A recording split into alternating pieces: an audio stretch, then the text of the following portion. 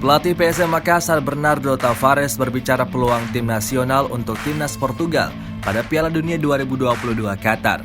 Tavares merupakan juru taktik berkebangsaan Portugal di Liga 1 2022-2023. Dia baru menukangi PSM musim ini. Timnas Portugal sendiri tergabung di grup H pada pesta akbar sepak bola dunia ini. Seleção dan Quinas akan bersaing dengan Uruguay, Korea Selatan, dan Ghana dalam perebutan tiket lolos dari fase grup.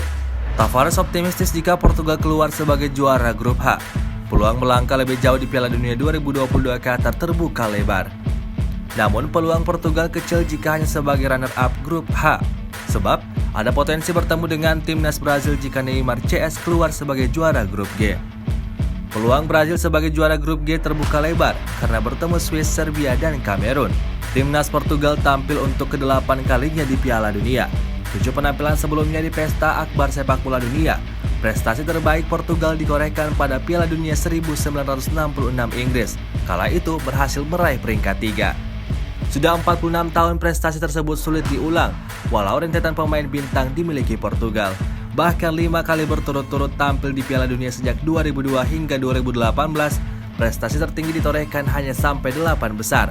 Selebihnya, gugur di fase grup dan hanya sekali sampai 16 besar.